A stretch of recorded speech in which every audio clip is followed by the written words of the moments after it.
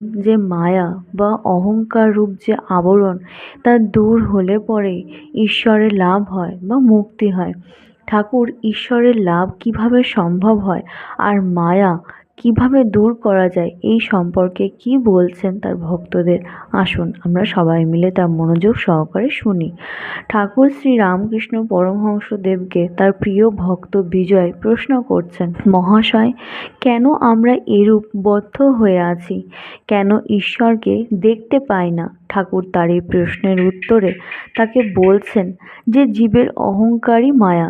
এই অহংকার সব আবরণ করে রেখেছে। আমি মলে ঘুচিবে জঞ্জাল। যদি ঈশ্বরের কৃপায় আমি অকর্তা এই বোধ হয়ে গেল, তাহলে সে ব্যক্তি তো জীবন মুক্ত হয়ে গেল, তার আর ভয় নাই। এই মায়া বা অহং যেন মেঘের স্বরূপ। সামান্য মেঘের জন্য সূর্যকে দেখা যায় না, মেঘ সরে গেলেই সূর্যকে দেখা যায়। যদি গুরুর কৃপায় একবার অহং বুদ্ধি যায়, তাহলে ঈশ্বর দর্শন হয়। আড়াই হাত দূরে শ্রীরামচন্দ্র, যিনি সাক্ষাৎ ঈশ্বর, মধ্যে সীতারূপিণী মায়া ব্যবধান হয়ে আছে বলে লক্ষণ রূপ জীব সেই ঈশ্বরকে দেখতে পায় নাই। এই দেখো, আমি এই গামছাখানা দিয়ে মুখের সামনে আড়াল করছি, আর আমায় দেখতে পাচ্ছ না, তবু আমি এত কাছে। সেই রূপ ভগবান সকলের চেয়ে কাছে, তবু এই মায়া আবরণের দরুন তাকে দেখতে পারছ না।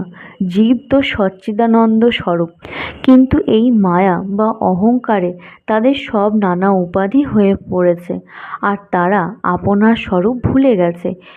একটি উপাধি হয় আর জীবের স্বভাব বদলে যায়।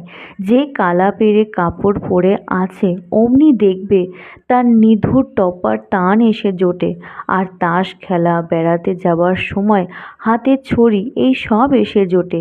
রাগা লোকও যদি বুট জুতা পরে, সে অমনি শীষ দিতে আরম্ভ করে। সিঁড়ি ওঠবার সময় সাহেবদের মতো লাফিয়ে উঠতে থাকে। মানুষের হাতে যদি কলম থাকে, এমনি কলমের গুণ যে সে অমনি একটা কাগজ টাগজ পেলেই তার ওপর ফ্যাস ফ্যাস করে দিতে থাকবে। টাকাও একটি বিলক্ষণ উপাধি। টাকা হলেই মানুষ আর একরকম হয়ে যায়, সে মানুষ থাকে না। এখানে একজন ব্রাহ্মণ আসা যাওয়া করত। সে বাহিরে বেশ বিনয়ী ছিল। কিছুদিন পরে আমরা কোন্নগর গেছিলুম। হৃদের সঙ্গে ছিল। নৌকা থেকে যাই নামছি, দেখি সেই ব্রাহ্মণ গঙ্গার ধারে বসে আছে, বোধ হয় হাওয়া খাচ্ছিল।